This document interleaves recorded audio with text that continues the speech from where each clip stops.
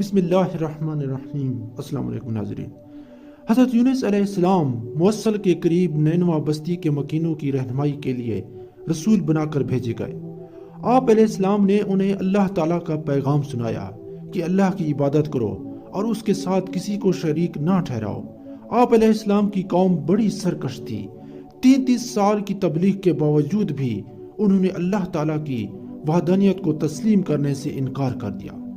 آپ علیہ السلام نے دل برداشتہ ہو کر ان کو اللہ کی طرف سے سخت عذاب کی خبر سنائی، جس پر قوم کے سرکش لوگوں نے آپ علیہ السلام کی باتوں کا مذاق اڑاتے ہوئے کہا کہ اگر تمہارے پروردگار کی طرف سے عذاب آنے والا ہے تو ہمیں اس کا وقت بتاؤ۔ حضرت یونس علیہ السلام نے انہیں کہا کہ 3 دن کے اندر اندر تم پر عذاب الہی آ جائے گا۔ جب حضرت یونس علیہ السلام اپنی قوم کو عذاب الہی کی خبر سنا کر وہاں سے چل پڑے تو آپ علیہ السلام کے جانے کے تیسرے دن چاروں طرف سے عذاب الہی کے آثار نظر آنے لگے۔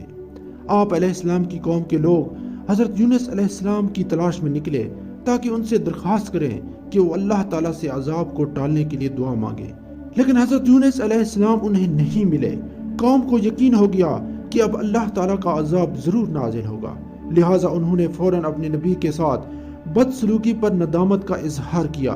پھٹے پرانے کپڑے پہن لیے، مرد، عورتیں اور بچے رو رو کر عاجزی اور انکساری کے ساتھ اللہ تعالیٰ سے عذاب ٹالنے کی دعائیں مانگنے لگے۔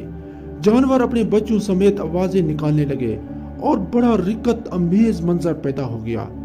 اللہ رب العزت کی رحمت جوش میں آئی اور اس نے قوم یونس پر آنے والے عذاب کو ٹال دیا۔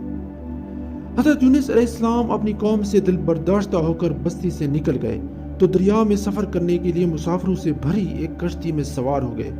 جب کشتی دریا کے درمیان پہنچی تو ڈگمگانے لگی اور قریب تھا کہ وہ ڈوب جائے۔ ملاح نے کہا کہ کوئی ایسا مسافر کشتی میں سوار ہے جو اپنے مالک سے بھاگ کر آیا ہے۔ جب تک وہ کشتی سے نہیں نکلے گا کشتی کنارے پر نہیں پہنچ سکے گی۔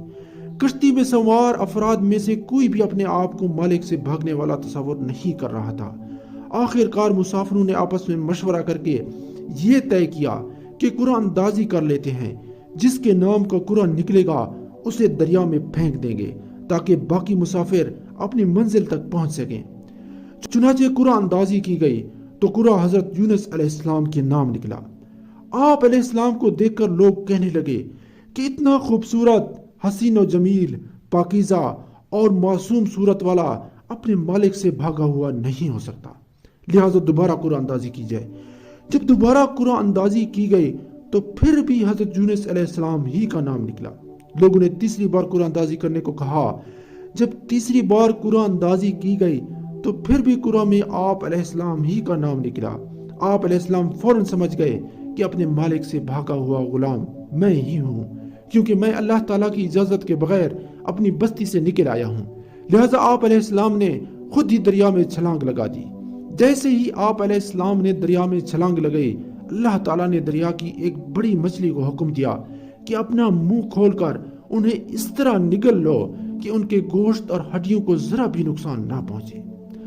اس مچھلی نے منہ کھول کر حضرت یونس علیہ السلام کو زندہ سلامت نگل لیا اور دریا کی گہرائی میں چلی گئی۔ حضرت یونس علیہ السلام جب مچھلی کے پیٹ میں پہنچ گئے اور وہاں اپنے آپ کو زندہ محسوس کیا تو اپنی غلطی کا اعتراف کرتے ہوئے اللہ کے حضور گڑ گڑائے اور اللہ کی خوب تسبیحات بیان کی۔ جب آپ علیہ السلام نے اللہ تعالیٰ کی تسبیح کے ساتھ دعائے کلمات کہے تو اللہ تعالیٰ نے آپ علیہ السلام کی دعا کو قبول فرما کر آپ علیہ السلام کو اس غم سے نجات عطا فرمائی۔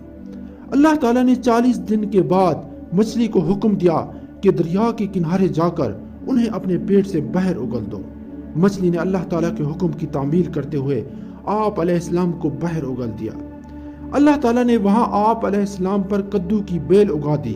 آپ علیہ السلام مچھلی کے پیٹ میں رہنے کی وجہ سے بہت زیادہ کمزور ہو گئے تھے اور آپ علیہ السلام کا جسم نرم ہو گیا تھا۔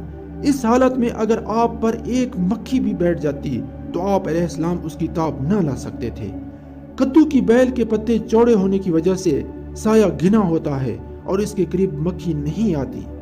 اس کے ساتھ ساتھ آپ علیہ السلام کے لیے ایک دودھ دینے والی ہرنی کو بھی پابند کر دیا گیا جو صبح و شام آپ علیہ السلام کو دودھ پلانے آیا کرتی تھی، یہاں تک کہ آپ علیہ السلام بالکل تندرست ہو گئے، اور جب واپس قوم کے پاس آئے تو دیکھا وہ تمام مسلمان ہو چکے تھے۔ مزید ایسی ویڈیوز دیکھنے کے لیے ہمارے چینل کو سبسکرائب کریں۔ شکریہ۔